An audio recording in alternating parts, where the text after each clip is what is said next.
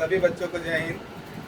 मैं सुरेश उके, व्याख्याता, शासकीय उच्चतर माध्यमिक विद्यालय कुंठा, जिला सुकमा, छत्तीसगढ़। बच्चों, आज हम कक्षा 10वीं विषय सामाजिक विज्ञान अध्याय 7 प्रथम विश्व युद्ध पढ़ेंगे। लेसन प्लान के अनुसार हमारे अध्यापन बिंदु इस प्रकार है। पहला, प्रथम विश्व युद्ध की पृष्ठभूमि। दूसरा, इसे प्रथम विश्व युद्ध क्यों कहते हैं। तीसरा, प्रथम विश्व युद्ध की शुरुआत कैसे हुई। चौथा, जटिल अंतर्राष्ट्रीय संधियां। पांचवा, अति राष्ट्रवादी भावनाएं और सैन्यवाद। छठवां, प्रथम विश्व युद्ध क्यों हुआ।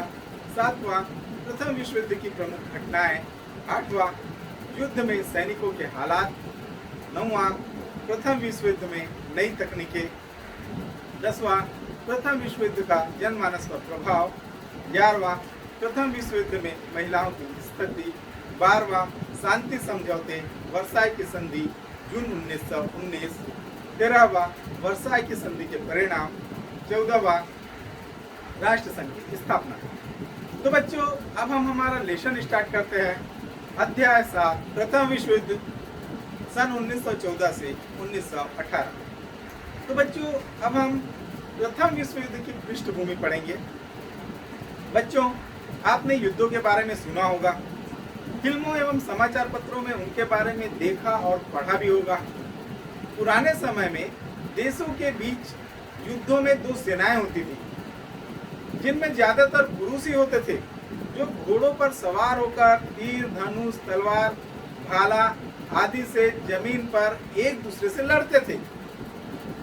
विजयी सेना के लोग पराजित राज्य के गांव व शहरों को लूटते थे और महिलाओं व बच्चों को अपनी सेवा के लिए उठा कर ले जाते थे। मुगलों के समय में नए तरह के हथियार जुड़ गए, जैसे बंदूक, तोप, बारूद। ये सब यूरोप की औद्योगिक क्रांति के बाद बदल गया।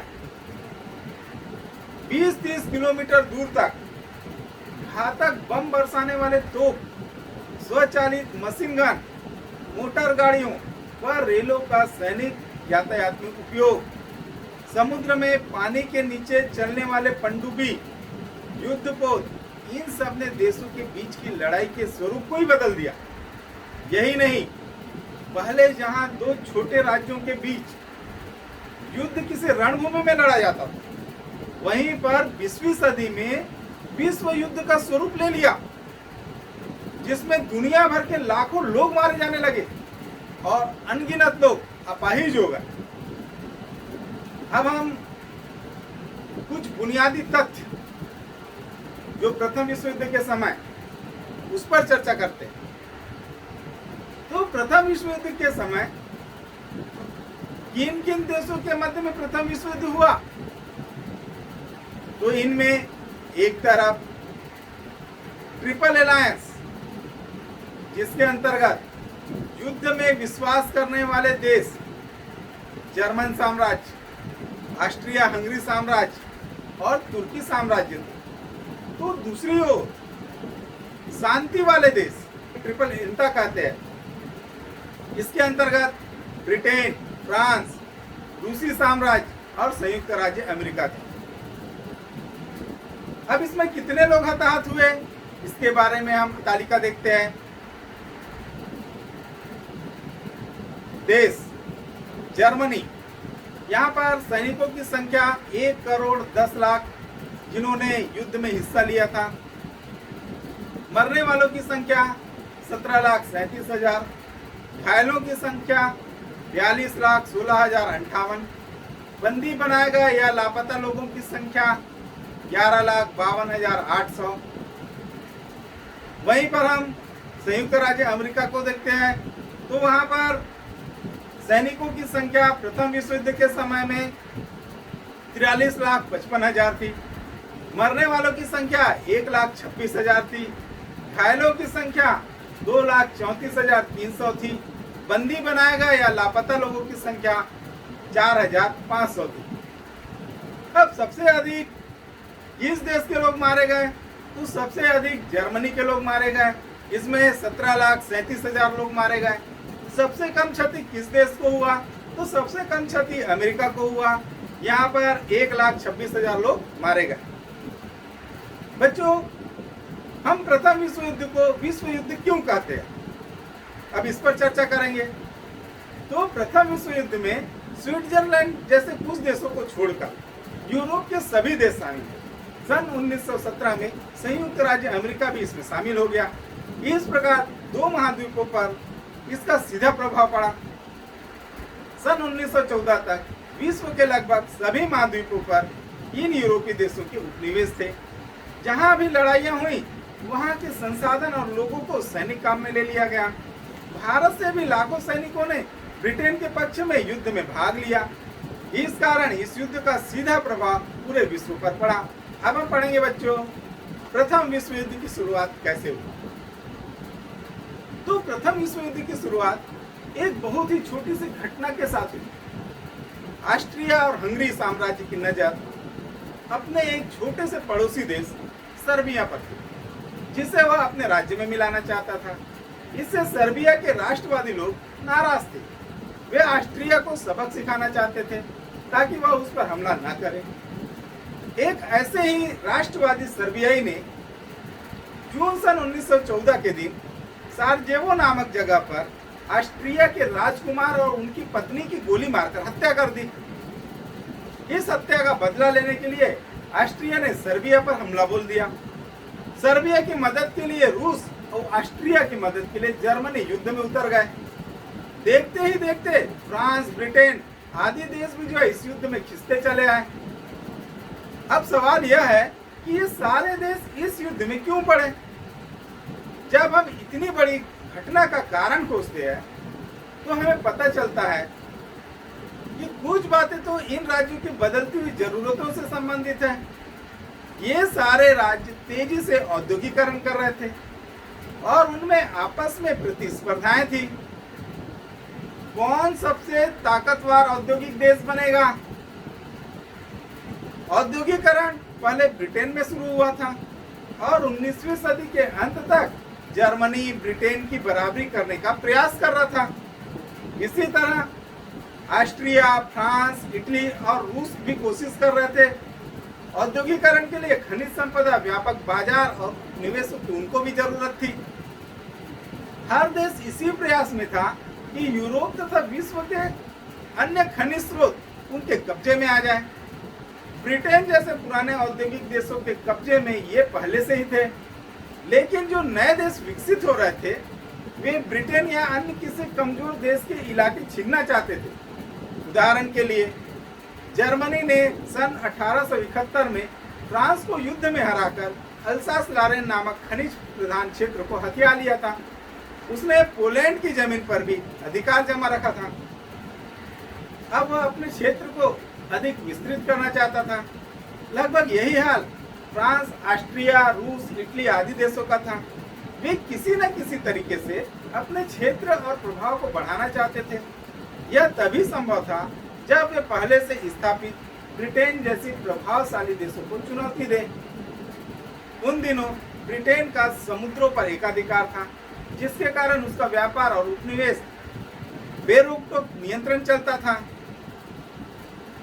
जर्मनी ब्रिटेन के इस नौसैनिक वर्चस्व को समाप्त करना चाहता था और अपने जहाजों को बेरोक-टोक समुद्र पर आने जाने की स्वतंत्रता चाहता था। वैसे जर्मनी को केवल उत्तरी सागर के बंदरगाह ही उपलब्ध थे। अब वह अटलांटिक महासागर, भूमध्य सागर और हिंद महासागर पर भी अपनी पहुंच बनाना चाहता था। अतः स्वाभाविक था कि उसका टकराव ब्रिटेन से हो। इसलिए जर्मनी एक शक्तिशाली नौसैनिक बल तैयार कर रहा था जो ब्रिटेन के नौसैनिक ताकत को चुनौती दे सके। अब हम पढ़ेंगे बच्चों जटिल अंतरराष्ट्रीय संधियां। 19वीं सदी के अंत से ही यूरोप के देशों के बीच में तनाव बढ़ता जा रहा था और सारे महत्वपूर्ण देश यह मानकर चल रहे थे कि देर सवेर युद्ध होने ही वाला है, लेकिन युद्ध में वे अकेले न पड़ जाए यह सोचकर लगभग सारे देशों ने कुछ अन्य देशों से गुप्त संधियां कर रखी थी। उनमें ऐसी शर्त थी कि यदि एक देश किसी दूसरे देश से युद्ध करता है तो दूसरा देश उसकी मदद करेगा। उदाहरण के लिए पहले विश्व युद्ध में निर्णायक भूमिका निभाने वाली कुछ संधियां इस प्रकार है। पहला, त्रिदेशीय संधि। सन 1882 में जर्मनी, ऑस्ट्रिया, हंगरी और इटली के बीच में यह संधि हुई, जिसके अनुसार अगर कोई इनमें से किसी देश पर फ्रांस या रूस द्वारा आक्रमण किया गया तो बाकी दो देश युद्ध में उसकी सहायता के लिए उतरकर उसकी सहायता करेंगे।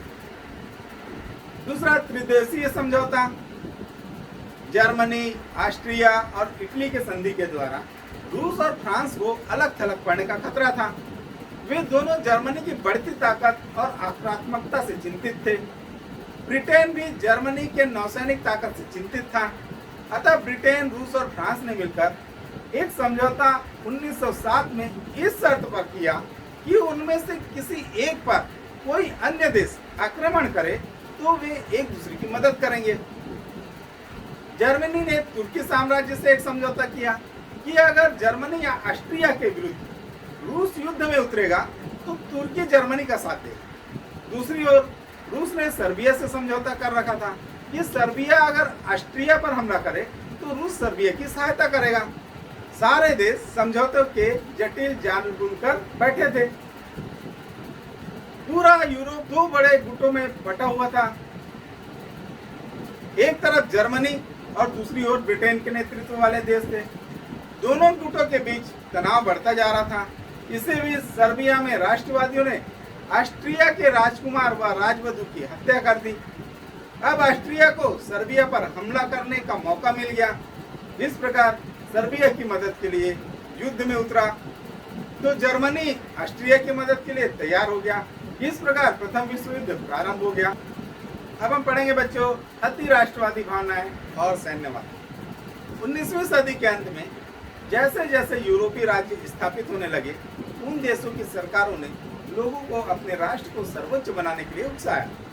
सारे राष्ट्र मानने लगे कि जिसके पास सबसे अधिक भूमि होगी, सबसे अधिक उपनिवेश होंगे, वही सर्वशक्तिमान होगा, और जो ऐसा नहीं करेगा उसे दूसरे ताकतवर देश कुचल देंगे। दूसरी ओर नए समुदाय जिनकी अपनी भाषा या धर्म था, अपने आप को राष्ट्र मानकर अपने लिए स्वतंत्र राज्य बनाने के लिए संघर्ष करने लगे। इनमें प्रमुख थे पोलिश, चेक, हंगरी, स्लाव और यहूदी। इनमें से किसी का अपना स्वतंत्र राज्य नहीं था। मध्य यूरोप में ऐसे अनगिनत समूह राष्ट्रवादी विचारों से प्रेरित होकर वर्तमान साम्राज्यों को तोड़कर अपने अपने स्वतंत्र देश के निर्माण के लिए प्रयास करने लगे। इसका सीधा प्रभाव जर्मन, ऑस्ट्रियाई, रूस तथा तुर्की साम्राज्यों पर पड़ा। लेकिन समस्या यह थी कि एक ही भाषा बोलने वाले कई लोग दूर दूर के इलाकों में बटे हुए थे। हर राष्ट्र के लोग यह चाहने लगे कि इन सारे लोगों को एक राष्ट्र के तहत लाया जाए। ऐसा करने में समस्या यह थी कि उन्हीं इलाकों में दूसरी भाषाएं बोलने वाले लोग भी रहते थे। इन सब बातों के कारण यूरोप की राजनीति में उथल पुथल मचा। देशों के अंदर और एक दूसरे के बीच तनाव लगातार बढ़ रहा था। सभी लोग यही मानने लगे कि इन सब समस्याओं का समाधान युद्ध के माध्यम से ही हो सकता है। राष्ट्रीयता की संकुचित भावना, स्वार्थ, आर्थिक हित और कूटनीति इतनी अधिक बढ़ गई कि शांति की बात करना उस समय बेईमानी हो गई थी। शांति और सद्भावना के स्थान पर आशंका, भय और द्वेष की भावना बढ़ गई। ऐसी स्थिति में शांत चित्त से सोचना किसी भी राष्ट्र के लिए अत्यंत कठिन था। इस समय कई लोग डार्विन के सिद्धांत से भी प्रभावित थे और वे सामाजिक डार्विनवाद में विश्वास करते थे। अर्थात वे सोचते थे कि योग्यतम राष्ट्र ही बचेगा और उन्नति करेगा। अतः यह विश्वास उत्पन्न हुआ कि संघर्ष जीवन का प्राकृतिक नियम है और विकास के लिए आवश्यक है। विभिन्न राष्ट्र के लोग अपनी अपनी संस्कृति को उत्कृष्ट समझते थे और कमजोर राष्ट्रों पर शासन करना अपना कर्तव्य मानते थे। इसी बहाने अन्य जातियों पर अपना प्रभाव स्थापित करने की चाहत से मानवता की भावना कमजोर पड़ने लगी और नरसंहार से भी लोगों की नैतिक भावना को अधिक ठेस नहीं पहुंचती थी। अपने लाभ के लिए सैनिक बल के प्रयोग में कोई अनौचित्य लोगों को नजर नहीं आता था। जब सब लोग यही मानने को तैयार हो बैठे कि संसार हमारे लिए है, हमें सारी दुनिया पर राज करना है, विश्व में अपनी सभ्यता और धर्म का प्रचार करना है, तो एक दूसरे से टकराए बिना यह संभव नहीं हो सकता था और युद्ध से कैसे बचा जा सकता था। इस प्रकार युद्ध स्टार्ट हो गया। समाचार पत्रों का जनमत को प्रभावित करने में महत्वपूर्ण योगदान होता है। प्रथम विश्व युद्ध के आरंभ से सभी देशों के समाचार पत्रों ने उग्र राष्ट्रीयता की भावना को बढ़ावा दिया। इसके लिए उन्होंने घटनाओं को इस प्रकार से प्रस्तुत किया जिससे जनता में उत्तेजना बढ़ी और शांति समझौता करना कठिन हो गया।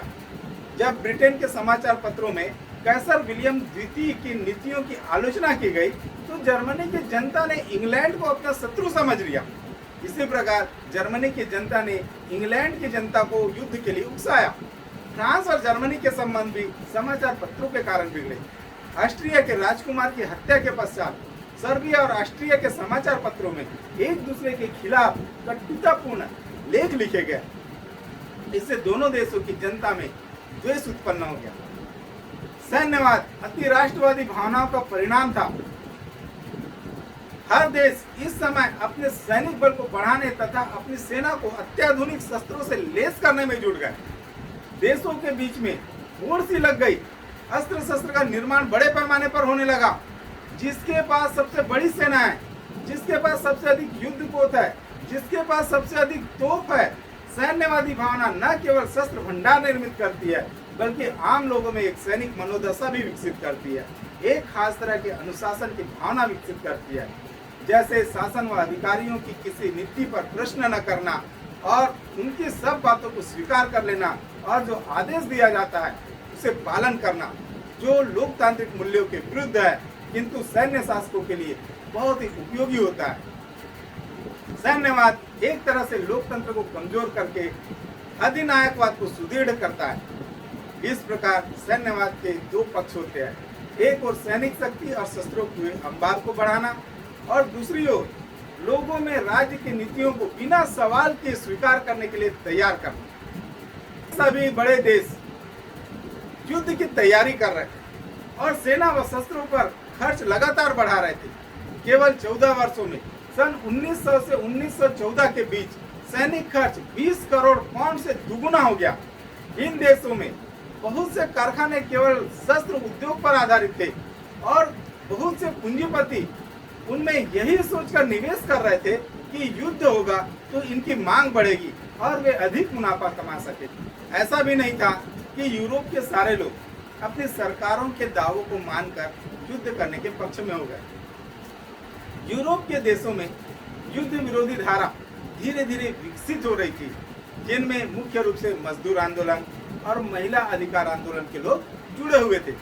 उन्होंने यह कहकर युद्ध का विरोध किया कि यह युद्ध लोगों की भलाई के लिए नहीं बल्कि शासकों के हित में था। महिला आंदोलनों ने कहा था युद्ध करने का निर्णय पुरुष अपनी शान के लिए करते हैं पर इसका वास्तविक बोझ महिलाओं को ही ढोना पड़ता है। लेकिन 1914 में युद्ध विरोधियों की आवाज दबकर रह गई। जब युद्ध में हजारों लोग मारे गए या अपाहिज होकर घर लौटने लगे तो युद्ध की वास्तविकता सामने आने लगी और लोगों ने युद्ध विरोधी भावना प्रबल किया और सामने आया। अब हम पढ़ेंगे बच्चों प्रथम विश्व युद्ध क्यों हुआ। तो 19वीं सदी में ऐसे राष्ट्र राज्यों की स्थापना हुई जो पूर्ण रूप से लोकतांत्रिक नहीं थे और सत्ता अभी अभी पुराने अभिजात के वर्गों के हाथों में थी। उसी समय इन देशों का औद्योगिकरण भी हो रहा था, जिसके कारण उनके बीच तीव्र प्रतिस्पर्धा उभरने लगी थी। एक और नए उभर रहे देश उनके लिए जगह बनाना चाहते थे, इस कारण देशों के बीच संतुलन बिगड़ रहा था। दूसरी ओर कई ऐसे राष्ट्र थे जो अब स्वतंत्रता प्राप्त करना चाहते थे और वे पुराने साम्राज्यों का विघटन चाहते थे। इससे भी अंतर्राष्ट्रीय संतुलन बिगड़ने लगा। युद्ध होना ही है यह मानकर विभिन्न देशों ने आपस में गुप्त संधियां बना करके रखी थी, जिसके चलते दो देशों के बीच में झगड़ा देखते ही देखते विश्व युद्ध में बदल गया। इन देशों में अति राष्ट्रवादी भावना और राष्ट्रवाद अपना जड़ जमा चुका था। इनके चलते आम लोगों में भी युद्ध के प्रति एक उत्साह बन गया। शीघ्र ही युद्ध के परिणाम आने से युद्ध के प्रति यह उत्साह अपने शासकों के प्रति आक्रोश में बदल गया। अब हम पढ़ेंगे बच्चों प्रथम विश्व युद्ध की प्रमुख घटनाएं। अपने राजकुमार के मारे जाने पर ऑस्ट्रिया हंगरी ने सर्बिया पर 28 जून 1914 को आक्रमण कर लिया। तो बच्चों, प्रथम विश्व युद्ध की प्रमुख घटनाएं, उसके अंतर्गत ऑस्ट्रिया हंगरी ने सर्बिया पर 28 जुलाई 1914 को आक्रमण कर दिया। सर्बिया की मदद से रूस ने ऑस्ट्रिया पर हमला किया। फ्रांस ने भी रूस की मदद की घोषणा की। जर्मनी ने रूस के विरुद्ध 1 अगस्त और फ्रांस के विरुद्ध 3 अगस्त 1914 को युद्ध की घोषणा कर दी। जर्मनी ने फ्रांस पर तेजी से आक्रमण करने के लिए बेल्जियम के मार्ग से अपनी सेना भेजना शुरू कर दिया। तो ब्रिटेन ने 4 अगस्त को जर्मनी के खिलाफ युद्ध की घोषणा कर दी। इस प्रकार यूरोप के सारे प्रमुख देश तथा उनके विश्वव्यापी उपनिवेश युद्ध में शामिल हो गए। 23 अगस्त को जापान ने जर्मनी के विरुद्ध लड़ने की घोषणा कर दी। संयुक्त राज्य अमेरिका शुरू में तटस्थ था। उसके ब्रिटेन और फ्रांस से घनिष्ठ व्यापारिक संबंध थे। उसकी कंपनियां इन्हें खाद्य सामग्री और युद्ध सामग्री बेचकर मालामाल हो रही थी। इन देशों को ऋण देकर ब्याज कमा रही थी। जर्मनी की कोशिश थी कि अपनी नौसेना के बल पर वह ब्रिटेन व फ्रांस का दूसरे देशों के साथ संपर्क खत्म कर दे, ताकि उनका व्यापार बंद हो और उन्हें कोई सहायता न मिले। इस कारण वह ब्रिटेन में आने वाले अमेरिकी जहाजों पर हमला करने लगा। यहाँ तक कि जर्मनी की पनडुब्बियों ने एक अमेरिकी सामान्य यात्री जहाज को सारे यात्री सहित समुद्र में डुबो दिया। इससे क्रुद्ध होकर अमेरिका ने 6 अप्रैल 1917 को जर्मनी के विरुद्ध युद्ध की घोषणा कर दी। बच्चों, परीक्षा में कई बार पूछा जाता है, अमेरिका प्रथम विश्व युद्ध में क्यों शामिल हुआ? इसके साथ ही विश्व का हर महाद्वीप युद्ध की चपेट में आ गया। इस युद्ध में शुरू में जर्मनी को सफलता मिली। वह फ्रांस की ओर बढ़ने में सफल रहा और रूस के आक्रमण को पराजित कर पाया, किंतु शीघ्र ही ब्रिटेन और फ्रांस ने मिलकर जर्मनी की बढ़त को रोक दी। सन 1917 में रूसी क्रांति हुई, जिसका मुख्य ध्येय था लोकतंत्र और युद्ध समाप्ति। रूस की क्रांतिकारी सरकार जर्मनी से समझौता करके युद्ध से अलग हो गई। सन 1917 में अमेरिका के युद्ध में प्रवेश से उसके असीम संसाधन जर्मनी के खिलाफ उपयोग में आए। अमेरिका के युद्ध में प्रवेश से निर्णायक मोड़ आ गया और जर्मनी में सम्राट कैसर विलियम के खिलाफ लोकतंत्र की स्थापना के लिए क्रांति हुई। अमेरिका के पहल पर 11 नवंबर 1918 में युद्ध विराम की घोषणा हुई। इस प्रकार 4.25 वर्ष तक चलने वाला यह युद्ध समाप्त हो गया। इस युद्ध में लगभग 80 लाख सैनिक मारे गए, लगभग 2 करोड़ व्यक्ति युद्ध में घायल हुए या युद्ध के कष्ट सहने के कारण मर गए। कुल मिलाकर विभिन्न राष्ट्रों को 40,000 मिलियन पाउंड का आर्थिक भार वहन करना पड़ा और अस्त व्यस्त सामाजिक आर्थिक व्यवस्था को वापस पटरी पर लाने का प्रयास करना पड़ा। बच्चों, अब हम पढ़ेंगे युद्ध में सैनिकों के हालात। तो युद्ध की घोषणा होते ही हर देश की सरकार व्यापक पैमाने में सैनिकों की भर्ती में जुट गई। ज्यादातर देशों में युवाओं को जबरदस्ती सेना में भर्ती कराया गया। इनमें ज्यादातर अत्यंत गरीब किसान और मजदूर परिवारों के युवा शामिल थे। आमतौर पर सेना के अफसर उच्च व अभिजात्य वर्ग के होते थे, जो गरीब किसान व मजदूरों को महज भेड़ों की तरह देखते थे। उन्हें बिना सोचे समझे मौत के मुंह में धकेलने से नहीं कतराते थे। उदाहरण के लिए फ्रांस के वर्दुन शहर पर जो हमला हुआ वह लगभग 10 महीने तक चला। उस युद्ध में कम से कम 2,80,000 जर्मन सैनिक और 3,15,000 फ्रेंच सैनिक मारे गए।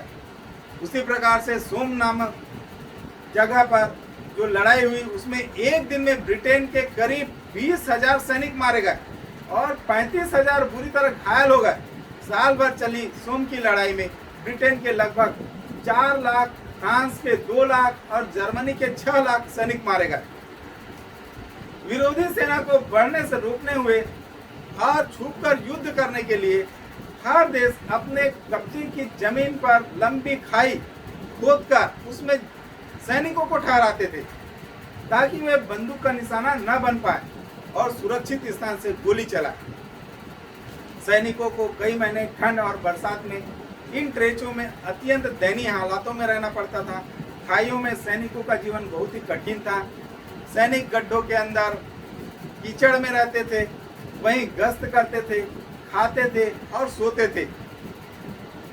मरे हुए सैनिकों की लाशों के ढेर, लाशों को खाते हुए चूहे, सड़ती हुई लाशें और चारों ओर फैले मल की बदबू, जुएं और खुजली ने इन गड्ढों में रहने वाले सैनिकों के जीवन को अत्यंत अमानवीय बना दिया था। उन दिनों एंटीबायोटिक दवाओं का आविष्कार नहीं हुआ था, जिसके कारण मामूली चोट लगने पर भी अस्वच्छ खाइयों में रहने वाले सैनिक संक्रमण के शिकार हो जाते थे। पहली बार सैनिकों को भारी मात्रा में तोप गोलों का सामना करना पड़ा। ये तोप भारी होने के साथ ही साथ बहुत ही बड़े विस्फोटक थे, जिससे जमीन पर गहरे गड्ढे हो जाते थे। इनका ऐसा प्रभाव होता था कि सैनिक अपना दिमागी संतुलन खोकर इधर उधर भागने लगते थे। तब या तो वे विरोधियों के द्वारा मारे जाते थे या अपनी ही सेना के द्वारा मारे जाते थे। युद्ध से लौटे सैनिक कई वर्षों तक मानसिक तनाव और बीमारियों से ग्रसित थे। बहुत बड़ी संख्या में सैनिकों को विरोधी सेना द्वारा बंदी भी बना लिया जाता था। युद्ध बंदियों को बहुत ही दयनीय हालातों में और अपमानजनक परिस्थितियों में रखा जाता था। बंदी बनाने वाले युद्ध कैदियों को घृणा की दृष्टि से देखा जाता था। उन पर होने वाले खर्च को फिजूल खर्च माना जाता था। हालांकि कई अंतर्राष्ट्रीय संधियां थी जिनमें युद्ध बंदियों के साथ मानवीय व्यवहार करने का आग्रह था, पर ज्यादातर देश उनका पालन नहीं करते थे। प्रथम विश्व युद्ध में ब्रिटेन की ओर से लगभग 13 लाख भारतीय सैनिक युद्ध में शामिल हुए थे, जिन्हें अफ्रीका, इराक और फ्रांस में लड़ने के लिए भेजा गया था। इनमें से लगभग 74,000 सैनिक मारे गए। अब हम पढ़ेंगे बच्चों प्रथम विश्व युद्ध में नई तकनीकों का प्रयोग। तो पहला मशीन गन। ट्रेचों के जाल के पीछे आमतौर पर मशीन गनों का उपयोग किया जाता था।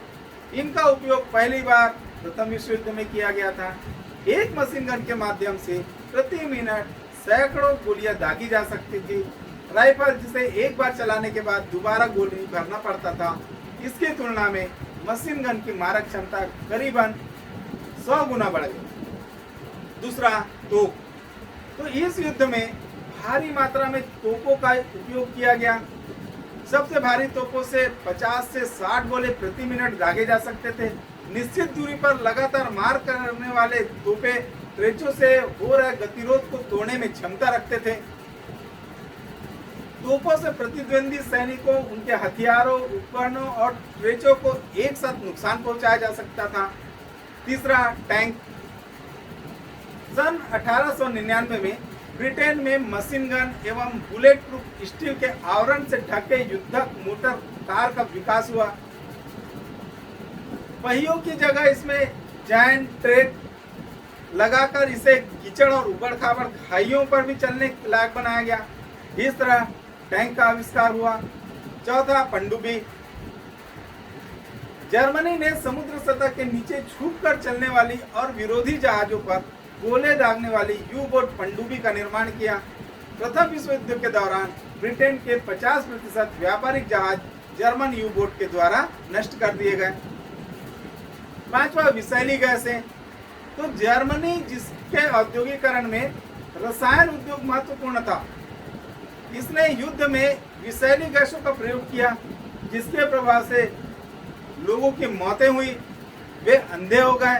इसके चलते विरोधी देशों ने सैनिकों को गैस नकाब पहनकर युद्ध में उतारा। इसके दुष्प्रभाव को देखते हुए युद्ध के कुछ समय बाद ही सारे देशों ने मिलकर यह निर्णय लिया कि आने वाले समय में इस तरह के रासायनिक हथियार का उपयोग युद्ध में नहीं किया जाएगा, जिसे जेनेवा कन्वेंशन कहते हैं, जिसमें युद्ध लड़ने के नियम को लेकर कई महत्वपूर्ण नियम स्वीकृत किए गए। छठवां रेलगाड़ी। प्रथम विश्व युद्ध में सैनिकों, शस्त्रों, रेल मार्ग से चलने वाली तोपों व रसद को दूर ठिकानों तक पहुंचाने का काम रेलगाड़ियों ने किया। इस प्रकार इस नए यातायात साधन ने युद्ध में अपना महत्वपूर्ण स्थान बना दिया। सातवां विमान। दिसंबर 1903 में राइट बंधुओं के प्रथम विमान बनाने के बाद से प्रथम विश्व युद्ध की शुरुआत तक विमानों का निर्माण और तकनीकी अपनी प्रारंभिक अवस्था में थी। इस दौरान विमानों का प्रयोग मुख्यतः हवाई गश्त करने के माध्यम से शत्रु सेना की टोह लेने के लिए किया जाता था। जल्द ही सरकारें विमानों के सामरिक महत्व को समझ गई। फलस्वरूप प्रथम विश्व युद्ध के दौरान विमान निर्माण की तकनीक की तीव्रता का विकास हुआ। युद्ध के प्रारंभ और अंत के बीच दोनों देशों में विमानों की संख्या लगभग 850 से बढ़कर 10,000 तक हो गई। प्रथम विश्व युद्ध के अंत तक हवा में अधिक देर तक टिकने वाले तेज, शक्तिशाली, मजबूत और अधिक विकसित विमानों का निर्माण शुरू हो गया। अब हम पढ़ेंगे बच्चों प्रथम विश्व युद्ध का जनमानस पर प्रभाव। तो प्रथम विश्व युद्ध एक ऐसा युद्ध था जिसने किसी देश के सभी लोगों को अपनी चपेट में ले लिया। इस तरह के युद्ध को पूर्ण युद्ध कहा गया। जो लोग युद्ध क्षेत्र में रह रहे थे उन्हें बेघर होना पड़ा, उनके घर खेत आदि ध्वस्त किए गए, उन्हें आए दिन विरोधी सेना की लूटपाट, बलात्कार जैसे जुल्म का सामना करना पड़ा। बेल्जियम, फ्रांस, पोलैंड, रूस आदि देशों में ये घटनाएं सर्वाधिक रही। सभी सरकारें अपनी जनता का समर्थन पाने के लिए युद्ध उन्माद पैदा करने लगे, जिससे देशभक्ति की साथ साथ विरोधी देश के प्रति आक्रोश और घृणा पैदा की जाती थी। स्कूलों की पाठ्य पुस्तकों से लेकर पोस्टर, नाटक जैसे सांस्कृतिक माध्यमों का उपयोग भी युद्ध के लिए किया गया। युद्ध के शुरू के वर्षों में आम जनता पर इसका गहरा प्रभाव पड़ा और वह बड़े उत्साह के साथ युद्ध के प्रयासों में जुट गए। अक्सर लोगों का प्रकोप अपने देश में रह रहे भाषाई और धार्मिक अल्पसंख्यकों पर पड़ा। कई देशों में इन अल्पसंख्यकों को अलग शिविरों में पुलिस की निगरानी में रखना पड़ता था। शुरुआती समय में युद्ध उन्माद के चलते लाखों युवक सेना में भर्ती हुए और देश के लिए मरने मारने के लिए निकल पड़े। धीरे धीरे जब युद्ध की वास्तविक सच्चाई उभरने लगी तो हर देश में युद्ध समाप्ति और शांति बहाली की मांग उठने लगी। युद्ध में लगभग हर परिवार का कोई न कोई सदस्य सेना में भर्ती हुआ था, जो या तो लौटा ही नहीं या अपाहिज होकर लौटा। वहीं उन परिवारों को अन्य रूपों में युद्ध की कीमत चुकानी पड़ी।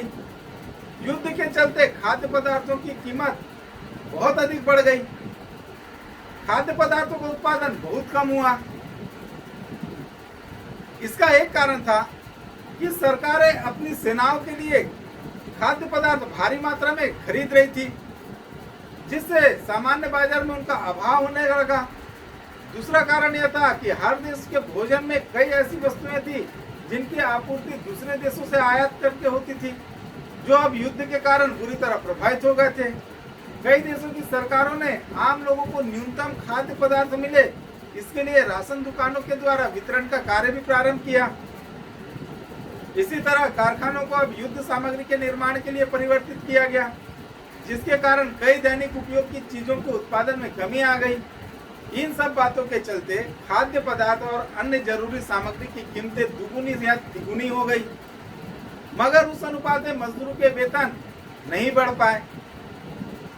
मजदूर यह देख रहे थे कि कारखानों के मालिक युद्ध की बढ़ती मांग और बढ़ती कीमतों के चलते अधिक मुनाफा कमाकर मालामाल हो रहे थे, मगर कामगारों की मजदूरी नहीं बढ़ा रहे थे। अस्पताल, चिकित्सा जैसी सार्वजनिक सुविधाओं को भी अब युद्ध के लिए उपयोग किया जाने लगा, जिस कारण सामान्य नागरिकों को कष्ट उठाना पड़ा। युद्ध में मरने वालों की संख्या लगातार बढ़ती चली गई और घर घर में वयस्कों की मौत की खबर आने लगी, जिससे लोगों का आक्रोश उन लोगों की तरफ बढ़ा जो युद्ध उन्माद करके पूरे विश्व को अपने स्वार्थ के लिए युद्ध में झोंक दिए थे। युद्ध शुरू होने के 3 साल बाद सन 1917 से लगभग हर देश में युद्ध के खिलाफ जनमानस बनने लगा। जर्मनी, रूस, तुर्की, ऑस्ट्रिया आदि देशों में आम लोगों ने अपने ही सरकारों के खिलाफ आंदोलन शुरू कर दिए। मजदूर वेतन वृद्धि की मांग को लेकर हड़ताल करने लगे।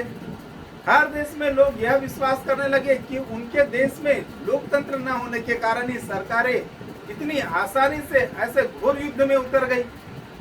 यदि लोकतंत्र स्थापित होता तो सरकारों को लोगों की सुननी होती और उनकी इच्छा के विरुद्ध ऐसे युद्ध नहीं होते। युद्ध समाप्त होते ही पुराने और विशाल साम्राज्य हमेशा के लिए खत्म हो गए और उन देशों में लोकतांत्रिक क्रांतियों की लहर फैली।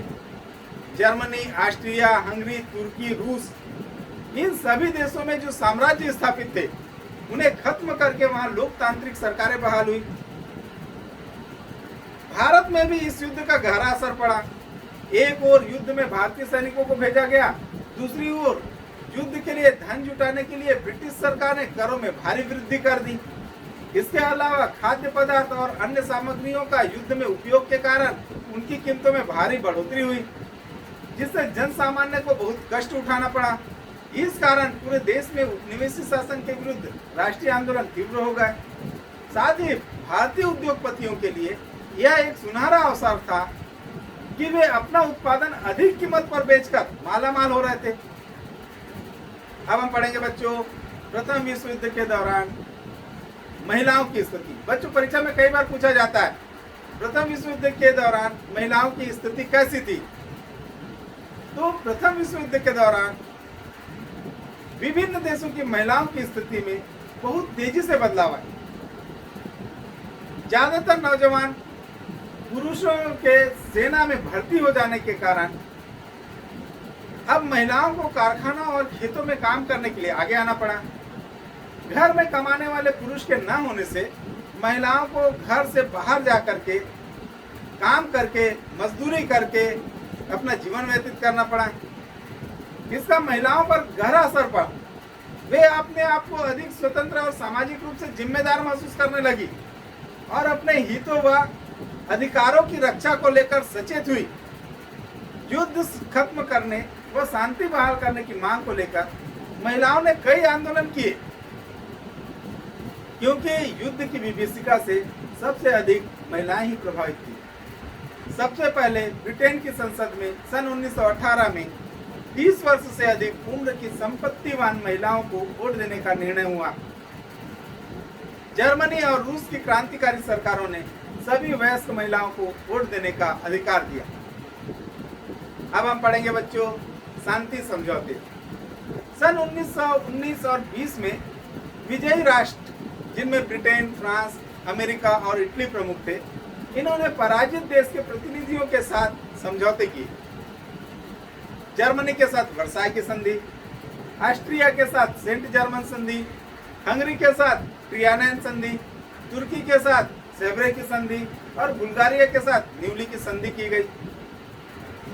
इनमें सबसे महत्वपूर्ण जो संधि थी वो थी जर्मनी के साथ की गई वर्साई की संधि। बच्चों, परीक्षा में कई बार पूछा जाता है, वर्साई की संधि से संबंधित बहुत क्वेश्चन पूछा जाता है। तो इससे आशा यह था कि किसी देश या राष्ट्र को यूरोप में या उपनिवेशों में उसके सहमति के बिना दूसरे राज्य में न मिलाया जाए, किसी देश पर युद्ध का हर्जाना न लगाया जाए और सरकारों के बीच गुप्त संधियों की जगह प्रकाशित संधियां हों, जिनकी स्वीकृति उन देशों में लोकतांत्रिक रूप से चुने गए सांसदों के द्वारा हो। ये सिद्धांत ज्यादातर यूरोपीय सरकारों को पसंद नहीं आए, मगर युद्ध से थके हारे सैनिकों व मजदूरों के बीच ये बहुत लोकप्रिय हुआ। पूरे यूरोप में इनके समर्थन में जुलूस निकलने लगे और चर्चाएं होने लगी। इनकी लोकप्रियता को देखते हुए अमेरिका के राष्ट्रपति वुडरो विल्सन ने शांति के लिए 14 बिंदुओं की घोषणा की। इन पर रूसी ऐलान का प्रभाव स्पष्ट रूप से दिखाई देता है। विल्सन ने भी गुप्त संधियों का विरोध किया। हर राष्ट्रीय समूह ने आत्मनिर्णय के अधिकार का समर्थन किया और सारे युद्धरत देशों में लोकतंत्र की स्थापना पर जोर दिया। साथ ही विल्सन ने सभी देशों के बीच में खुले और बेरोक-टोक व्यापार, हर देश के लिए समुद्री यातायात पूरे रूप से खुले हो, निशस्त्रीकरण और एक अंतर्राष्ट्रीय संगठन जो देशों के बीच में विवादों का निपटारा करे और उनके बीच आपसी सहयोग को बढ़ावा दे, इस चीज की वकालत की। विल्सन ने 14 सूत्री मांग में यह शर्त भी की कि जर्मनी ने सन 1870 से जो भी क्षेत्र दूसरे देशों से हथियाए थे उनकी वापसी होगी और पोलैंड एक स्वतंत्र राज्य बनेगा। रूस के संदर्भ में विल्सन का मानना था कि वहां जार की तानाशाही की जगह लोकतंत्र की स्थापना का स्वागत किया जाना चाहिए और रूस के लोगों की अपने पसंद की सरकार गठित करने की स्वतंत्रता का सम्मान करना चाहिए। विल्सन ने युद्ध के लिए किसी एक देश को जिम्मेदार नहीं ठहराया और इस कारण किसी देश पर इसके लिए जुर्माना लगाने की बात भी उन्होंने नहीं की। जर्मनी के नए शासकों ने विल्सन के सिद्धांतों को मानते हुए युद्ध विराम को स्वीकार कर लिया। हर विजयी देश अपनी कल्पना और कूटनीतिक जरूरतें थी। फ्रांस जिसे युद्ध के लिए सबसे अधिक नुकसान हुआ था, वो चाहता था कि जर्मनी को स्पष्ट रूप से युद्ध के लिए दोषी ठहराया जाए और वह हर मुल्क को हर्जाना दे। जर्मनी को फ्रांस इस तरह दबाव करना चाहता था कि जर्मनी फिर से कभी भी किसी भी अन्य राष्ट्र पर हमला करने की स्थिति में न रहे। सन 1871 में फ्रांस से जो इलाके जर्मनी ने छीने थे उन्हें वापस फ्रांस को दे दिए जाए। ये वे इलाके थे जो जर्मन उद्योगों के लिए अति महत्वपूर्ण थे, जहां से कोयला और लौह अयस्क मिलता था। इस तरह फ्रांस जर्मनी को दोहरी क्षति पहुंचाना चाहता था ताकि वह फिर से कभी सर उठा ना पाए। ब्रिटेन भी जर्मनी को सामरिक तौर पर कमजोर करना चाहता था, मगर आर्थिक रूप से नहीं, क्योंकि वह चाहता था कि जर्मनी की अर्थव्यवस्था सुदृढ़ हो ताकि ब्रिटेन उससे व्यापार कर सके। फ्रांस, ब्रिटेन, जर्मनी ये तीनों चाहते थे कि रूस में जो क्रांति हुई उसे विफल करे ताकि उसका प्रभाव उसके अपने अपने देश के जो गरीब मजदूर और सैनिकों पर न पड़े। इसलिए वे न केवल रूस को शांति वार्ता में सम्मिलित नहीं करना चाहते थे, बल्कि सभी देश क्रांतिकारी सरकार के विरुद्ध लड़ रहे ताकतों का समर्थन करें। वे रूस और अपने बीच रूस विरोधी राज्यों को संगठित करना चाहते थे। अब हम पढ़ेंगे बच्चों वर्साई की संधि जून 1919। बच्चों एक बहुत इंपॉर्टेंट क्वेश्चन है, वर्साई की संधि जून 1919। तो प्रथम विश्व युद्ध के बाद किए गए संधियों में वर्साई की संधि सबसे महत्वपूर्ण माना जाता है। 28 जून 1919 को जर्मनी से ब्रिटेन, फ्रांस और अमेरिका ने यह शांति समझौता किया। इसकी कई शर्तें ऐसी थी जो जर्मनी को मान्य नहीं थी, लेकिन जर्मनी को यह धमकी दी गई कि अगर वह इन्हें न माने तो उस पर तीनों राष्ट्र मिलकर के आक्रमण कर देंगे। विवश होकर जर्मनी को वर्साई की संधि को स्वीकार करना पड़ा, जिसकी प्रमुख शर्तें इस प्रकार थी। पहला, वर्साई की संधि के अनुसार इस संधि में जर्मनी और उसके सहयोगियों को युद्ध और उसके द्वारा दूसरे देशों को हुई हानि के लिए जिम्मेदार ठहराया गया और उसकी क्षतिपूर्ति के लिए जर्मनी पर हर्जाना भरने का दायित्व रखा गया। जर्मन सेना ने जिन रिहायशी इलाकों, कारखानों और खदानों को नष्ट किया उनकी भरपाई की जाएगी। यह तय किया गया कि जर्मनी 66,000 लाख पाउंड राशि किस्तों में फ्रांस, बेल्जियम और ब्रिटेन को देता रहेगा। कई प्रसिद्ध अर्थशास्त्रियों का मानना था कि यह राशि जर्मनी की क्षमता से अधिक है, जिसके कारण उसका आर्थिक पुनर्निर्धारण नहीं हो पाएगा और यह पूरे यूरोप के लिए हितकारी है। विजयी देश के द्वारा यह नहीं माना गया, क्योंकि वे खुद अमेरिका से कर्ज लेकर युद्ध में लड़े थे और जर्मनी से मिले हर्जाने से उस कर्ज को पटाने की मंशा रखते थे। जब कई वर्षों बाद यह स्पष्ट हुआ कि जर्मनी इतनी बड़ी रकम नहीं दे पाएगा, तो इसे कम करके 20,000 लाख पाउंड किया गया। दूसरा, जर्मनी ने युद्ध में जितनी जमीन उसमें अपना अधिकार जमाया था उन्हें उन देशों को वापस करना तय हुआ, जैसे बेल्जियम व फ्रांस। पूर्व में रूस से हुई संधि में जो जमीन जर्मनी को मिली हुई थी उस पर स्वतंत्र राज्यों की स्थापना हुई। तीसरा, सन 1871 में जर्मनी द्वारा फ्रांस से छीना गया अल्सास और लॉरेन क्षेत्र फिर से फ्रांस को लौटाया गया। इसके अलावा फ्रांस के खदानों को पहुंचे नुकसान की भरपाई के लिए सार क्षेत्र के खदानों के उत्पादन 15 वर्षों के लिए फ्रांस को सौंपे गए। उस क्षेत्र पर राष्ट्र संघ का प्रशासन स्थापित हुआ वह हमेशा के लिए जर्मनी या फ्रांस में रहेगा। 15 साल बाद जनमत संग्रह करके यह तय होना था। चौथा, पूर्व में जर्मन साम्राज्य के एक बड़े हिस्से को काटकर नवगठित पोलैंड देश में मिला दिया गया था। इसका यह परिणाम हुआ कि जर्मनी का पूर्वी हिस्सा बाकी जर्मनी से अलग थलग पड़ गया। दोनों हिस्सों के बीच की डेंजिंग पट्टी पोलैंड को दे दी गई ताकि उसकी समुद्री सीमा तक पहुंच बनी रहे। छठवां, युद्ध पूर्व जर्मनी साम्राज्य की भूमि से लगभग 65,000 वर्ग किलोमीटर जमीन काटकर विभिन्न देशों को दे दी गई।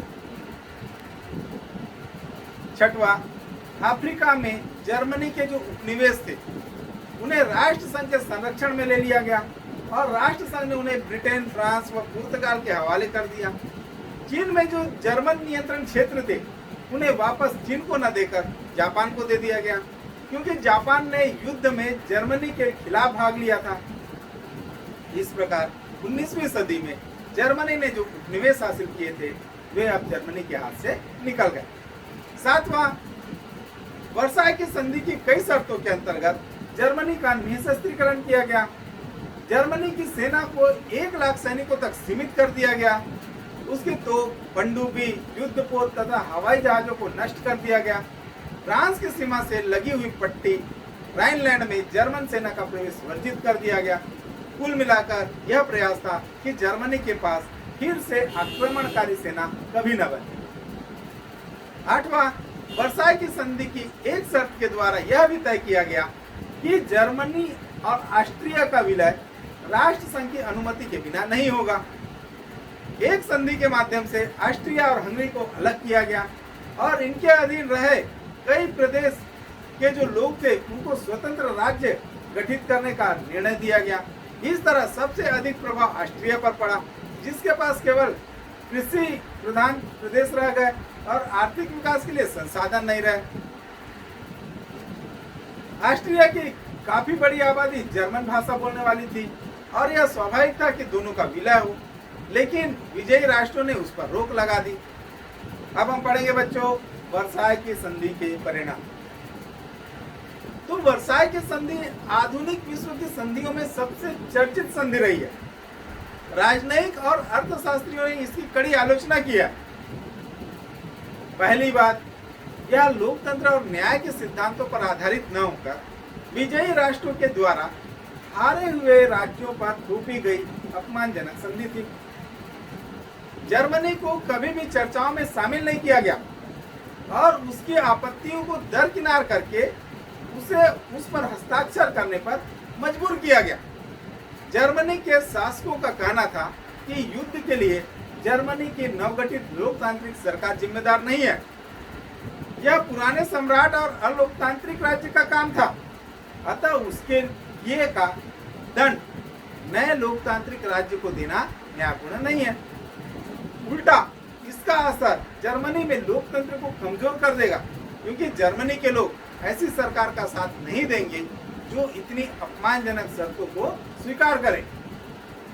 इसके विपरीत जो विजयी देश थे वहां की सरकारों ने अपने देशों में जर्मनी के विरुद्ध जनमानस में युद्ध उन्माद पैदा कर दिया और बाद में इसी कथन पर चुनकर आए थे वे जर्मनी को नींबू की तरह निचोड़कर छोड़ेंगे ताकि जर्मनी कभी भी सिर उठाकर न देख सके।